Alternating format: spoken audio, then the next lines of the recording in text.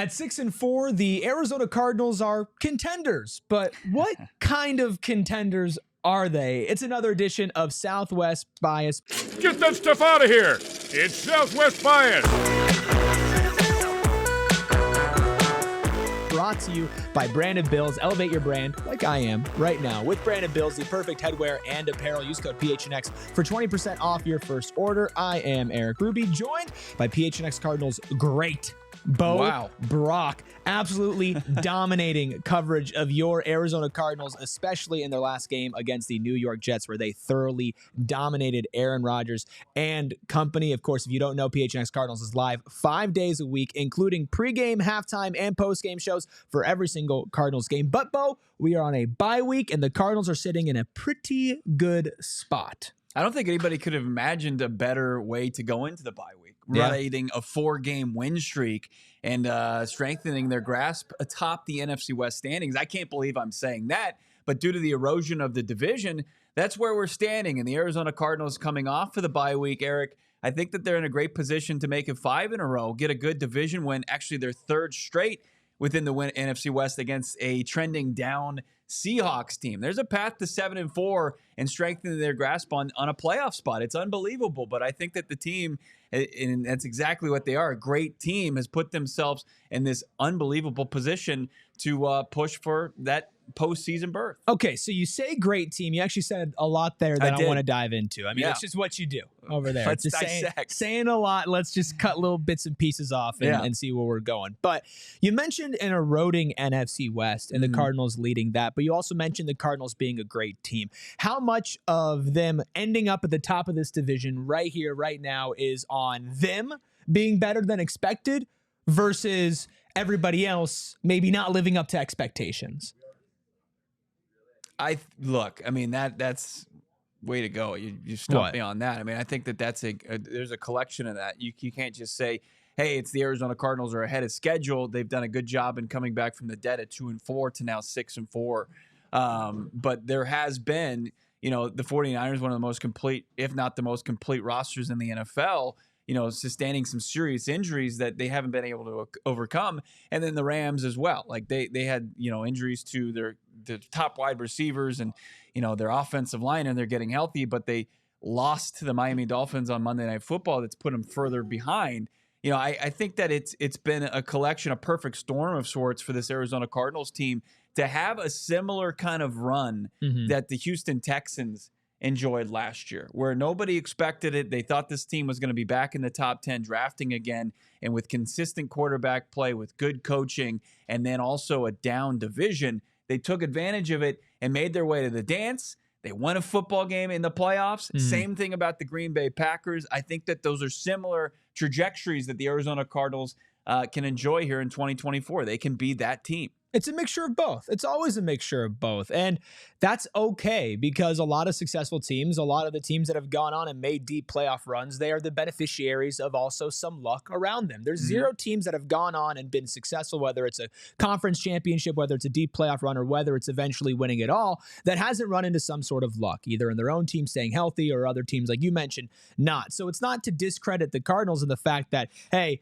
there are other teams, the Rams, the 49ers, the Seahawks, that are dropping off a little bit worse than people expected. But also, when you shift focus to the Cardinals, not only are they ahead of schedule, but they're doing it in a way where they're stringing together wins after a tough start to the season. And tough in the sense of literally, that schedule was really hard. And you saw a couple of moments where maybe you could no longer have that deep-rooted faith. Oh, they're going to be okay. Because what you were seeing in the moment was, okay, 13 points for this offense against the Lions. Like, the Lions are good, but this offense should never be scoring below that. But then the next week you put up 14 and the Commanders put up 42, and you're starting to think, is there something wrong with Drew Petzing? Is there something wrong with this team? Is the defense good enough for right here, right now? Well, I still think there are legitimate questions surrounding the Cardinals. I think one thing that has started to erode is, do they have the right personnel and the right coaching staff to win football games? Because now winning 4 in a row, like you mentioned, being posed to win 5 in a row, you're sitting here on the bye week, and now everybody is talking about, A, how the Cardinals are good, but B, how maybe a certain someone belongs in the MVP conversation, and you don't get there without the team's success. So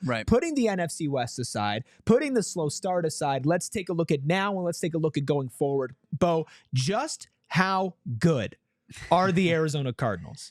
The Arizona Cardinals, I think, are one of the better teams in the NFC. Like, are they the top, contender, or do they belong in the same conversation as the Lions? You mentioned that game where they came up short. They lost by 7 points, 20-13.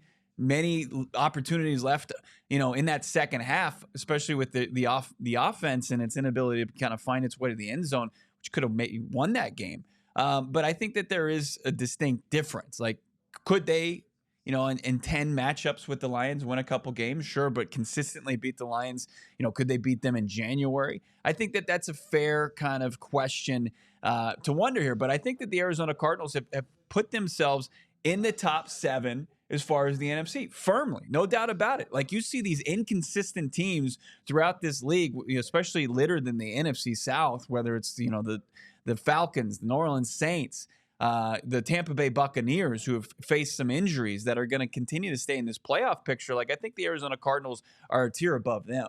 And then they're probably a tier below, the Detroit Lions of the world. And, you've got the teams like the Philadelphia Eagles and the Washington Commanders who are going to benefit from beating up, the bottom tier teams in their division. Like, Philly's played nobody. Like, I'm not a big buyer of them at 7-2. I would love to see Philly in the playoffs.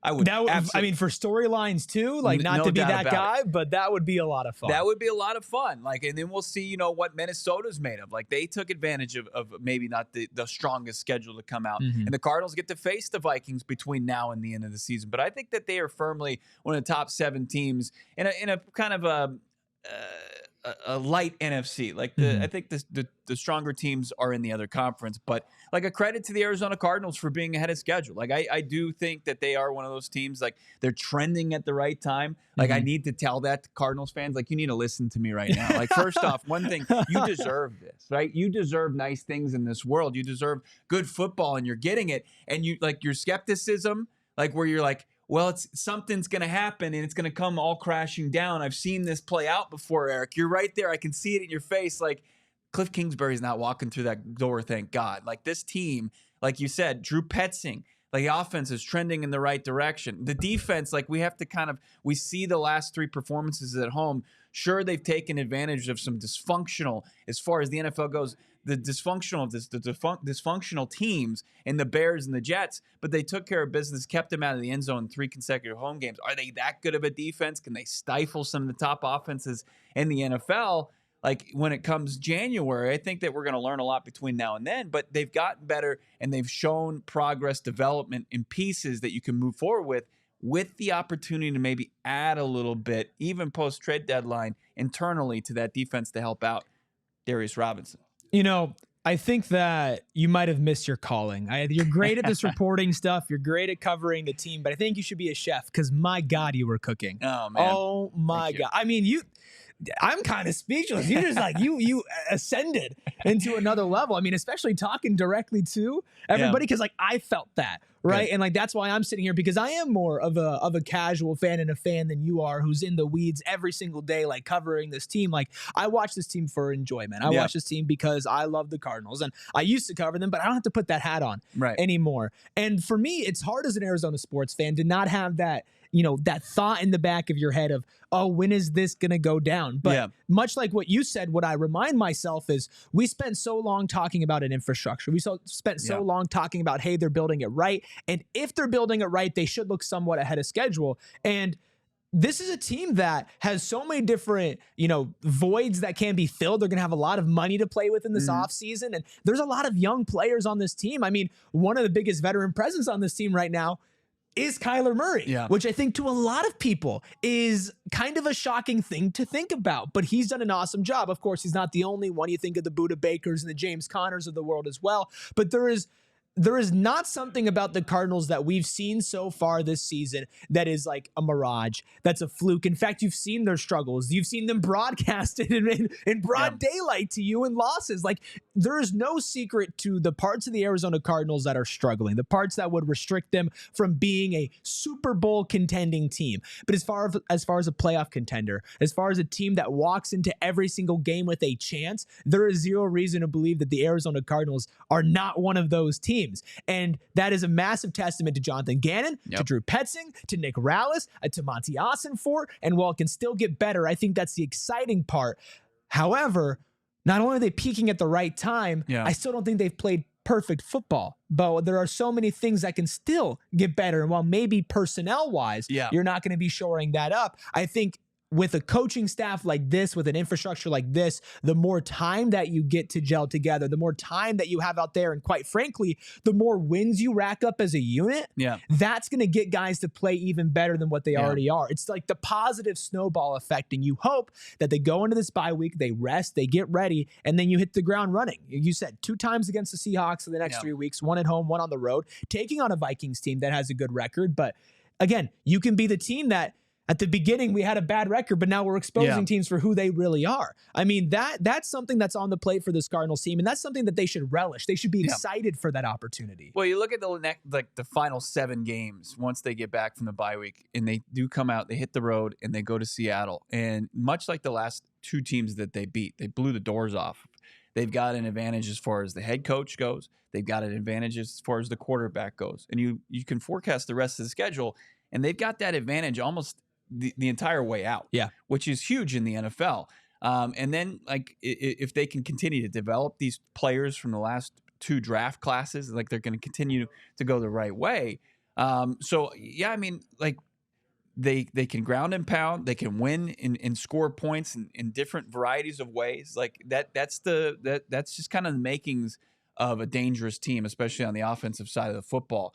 You know, I think when you look at this team and the schedule that remains, like, and where they can kind of capitalize, they've shown the ability to beat the teams that maybe they're in the same weight class of or above a weight class in, and just kind of take care of business. And then you see the games like that have been not close against Washington and against Green Bay. Like, I think that those were eye-opening losses to where it's like, hey, if we don't show up and play our best, we can get our doors blown off. And I don't think, like, through all this, and I know this is a little bit sobering during this Southwest bias, but that I think that they know that now. And if you look down the schedule, and really the opportunity for that to happen again would be week 17 and 18 against maybe a full-strength Rams team or a full-strength Niners team. But in between that, they have the ability to continue to stack wins. And 7 games left. You got 2 bunnies on the schedule between the Panthers and the Patriots. And then you should, at the very least, split with the Seahawks. So if we're saying conservatively, that's 3 more wins. That puts you at 9.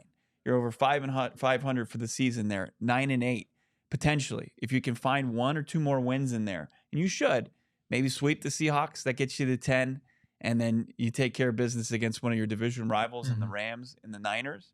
That gets you to 11. I think that absolutely punches a ticket to the playoffs. Yeah, I think that there's a world where you could talk about the Cardinals as like that second tier of contenders in the NFC, and obviously right now they're riding high. If they lose a couple games, they come out of the bye week flat. It's a different conversation. But you mentioned the big blowouts to the Packers of the world, to the Commanders, and that is a sobering reality. And I think there is part of the reason why we go back to that thought of, hey, is this a house of cards? Is this falling down? Because there is some talent discrepancy between those teams. And when you've played them, you got blown out. But to me, just as important are these 2 games. Week 1 on the road against the Bills, a 6-point loss. And then week 3, a 7-point loss to the Lions, which, not to go back and, rehash old memories, that's not a game the Cardinals really should have lost. There was some tomfoolery going on in that Lions game. The Lions have made a deal with the devil, and it has been on full display this entire season. Are you talking about the phantom 2-minute warning call? I mean, man, let's talk about bringing up. Fast forward, their devil magic gets 5 interceptions, and they still walk away with barely a field goal. That was the power of the devil, kept the field goal lined up and not to go to the outside. I mean, they're a good team. They're a good team. And they're a tortured fan base, so we can't. It's not like they've been living on. We've mentioned the Cardinals are kind of following that path that the Lions had a rebuilding, including literally having some people from that building in their building now. But I bring up those games because 1 or 2 things go differently in those, and you could talk about yourself having wins over the Bills and over the Lions, and that's impressive. And while that didn't happen, and that's okay, when you handle business against the Bears, the Jets, the Rams, especially when they're shorthanded to the worlds, and then you pull out close victories on the road against the 49ers, on the road against the Dolphins, and then at home against the Chargers in an ugly game, you have this realistic idea of yourself, but you know that like you can compete and you can win. And there is one thing that the Cardinals have that means they can even hit that next tier, that next level. If all things go right this season, I'm going to tell you exactly what that is, but I'm going to do it right after this break. I want to remind you guys and everybody, this episode of Southwest Bias is brought to you by Branded Bills. I'm always rocking my Branded Bills. I'm rocking it right now. It's perfect, not just for the look, but for the quality, for the feel. You can do it while you're working out. If you're just going around town, it's not one of these janky hats. It's going to be falling apart and the stitching and, oh, the logo, it's faded. No, it's a nice logo. It's put on there. It's like a rubber stamp logo. They have a bunch of different types for you, different styles, so anything clean. from snapbacks, truckers, beanies, fitted, and also t-shirts. Plus the branded part of Branded Bills, you can put your own brand on there, elevate your own, whether it's your small business, whether it's a team, maybe you have a little league team that you want to get some hats for all the kids that you coach, whatever it is. You can do it over at Branded Bills. They're a local company out of Mesa, Arizona, and you can get 20% off your first order. All you have to do, head to brandedbills.com, use code PHNX for 20% off that first order. And we feel like we saw the Cardinals hit their floor at the beginning of the season, and now I feel like they're getting closer to the ceiling. Oh, all right. But you don't want your floors to be ugly, and you don't want that at all. And you can see if you peek right above the lower tear there. If you're watching us on YouTube, which thank you, subscribe, hit that like button. And if you're on audio, come over to YouTube and take a look at those Empire Today floors that you can see there. It's such high quality. I remember when they were in here, they were in and they were out. They were laying it super convenient, and it held up perfectly. And maybe you don't think about this, but with this studio, we move it around a lot. Lots of moving pieces and parts and chairs and dragging it all across. And Bo, it looks just about as good as it did when we first put it in here. And you don't want to go wrong when you want flooring. So you can use a virtual floor visualizer, maybe just to check and make sure that your floors are going to match whatever room you're trying to put them in, match the vibe you're going for. Or you can have somebody come to your home, your apartment, your work, in house, in workplace, the same day for free in-home estimate. All you have to do is schedule that. Plus, all listeners of Southwest Bias can receive a $350 off discount. We use promo code PHNX. Some restrictions apply. See EmpireToday.com/PHNX for details. We talked about talent deficiency for the Arizona Cardinals, but there is talent proficiency in a couple spots on this offense. We saw Trey McBride hit his stride as becoming one of, if not the best tight end in the NFL. James Conner is the most consistent. Trey Benson is having his moment. Marvin Harrison Jr., Michael Wilson. But I say all that to bring it back to Kyler Murray, because Kyler Murray is now squarely in the MVP conversation, not just from a Southwest Bias perspective, but from a national perspective. He's picking up steam. If Kyler Murray continues to elevate his play, when you walk in and let's say you make the playoffs, he can win you every single game. And that is something, a floor raiser, that this team can have no matter what. Yeah, but also the ability to not have to do it each and every week. Like we saw it against the Bears, and he could kind of take a day off there. And the offense still was going to run through James Conner, and they were going to go over 200 yards and just dominate them. And you don't need to rely on Kyler Murray. He doesn't have to go into the phone booth and emerge in his Superman outfit. Instead, you know, he gets to then prove a point against at the time, the league's second best passing defense in the Jets, and just completely pick them apart. He missed his methodically. He missed his first pass to our guy Michael Wilson, and then proceeded to go 22 for 23. And if Trey McBride hauls in that catch in the end zone, he's 23 for 23. Yeah, with a touchdown. The guy was absolutely dealing in that game, and he's shown that on 3 separate occasions this season that he can play at that level. And like if you get consistent Kyler Murray, which I think we've gotten for the entirety of the season, and then sprinkle in these Superman performances, it just puts your team in such a great spot come the end of the year. Like if Kyler Murray can put in a couple more of those performances against the teams that the Cardinals are maybe even with, or the team has the advantage as far as maybe what Vegas is saying, he can win you those games. Yeah, he's the ultimate, like, hey, putting this card down and I win. Yep. Like if Kyler Murray operates at the level that we've seen Kyler Murray hit, which when he plays, when he is on, he can play like the best quarterback in the NFL. I'm sorry. I'm not going to mince words. I'm not going to say he's the best quarterback in the NFL, but when he hits his peak, when he hits his heights, we've seen him throw, we've seen him run, we have seen him do everything nearly perfectly this season. This is not just, hey, this happened a couple seasons ago and we can expect this from Kyler Murray, or, oh, it's going to happen eventually. No, like you mentioned, against the Jets, you methodically pick them apart, and you do it by targeting so many different players, and you don't do it in a sense where you just rely on your superhuman athleticism, right? And back to the point that we made like 10 to 15 minutes ago, the Cliff Kingsbury of it all, that thought in the back of your head that this is it, this is not going to be sustainable. The reason why the Cliff Kingsbury offense wasn't sustainable despite a really hot start was because it was a lot of, yo, Kyler, Go make your play. magic happen. Yeah. Go run around and do Kyler Murray things. And while that's awesome, but what you mentioned is when you can contain that and use that only when you need it, it becomes so much more sustainable. And to see that he's able to tap into that level on a relatively consistent basis and to not do it by just having a security blanket. He's not just targeting a Trey McBride or just targeting a Marvin Harrison Jr. or just targeting a Michael Wilson. He's spreading out the love. He's keeping the defense on their toes. And you have to give credit to Drew Petzing, but I think so much hate and angst was put on Kyler Murray in the past couple of years. So much blame was put on him for where the Cardinals were. It's nice to see him proving everybody wrong, because if you've been listening to Southwest Bias, you've been listening to PHNX Cardinals, people who have been following and watching this team, like those who had already written the book on Kyler Murray were wrong.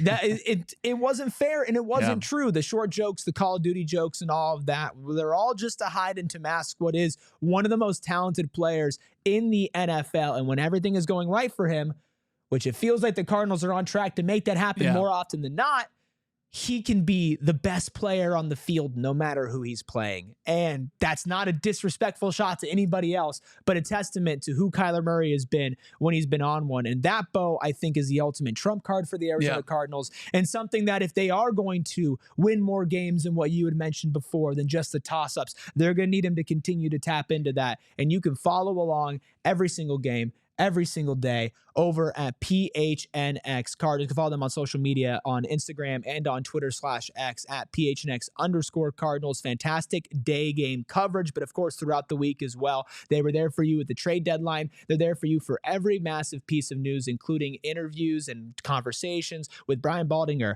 Mina Kimes, Michael Wilson. I mean, nobody is doing it like PHNX Cardinals. And of course, Bo, a massive part of that. You can follow him at Bo Brack on social media. Catch PHNX Cardinals live at 4:30 on weekdays, plus pregame, halftime, and postgame shows, all right here on PHNX Sports. Make sure you hit that subscribe button. Make sure you hit that like button. You can follow me at Erik Ruby on social medias. That's ERIKRUBY. Catch me on PHNX Suns, of course, pregames and postgames for every single Suns game. And of course, on PHNX Sun Devils, as well as ASU continues their hot start through the football season, 7-2. What a time to be alive. Plus ASU basketball also underway with a couple 5 stars if you want to keep track of that. All of that comes right back here to PHNX Sports. If you listen on audio, hit that 5-star and review, and we will see you guys later this week for another edition of Southwest Bias. Get that stuff out of here. It's Southwest Bias.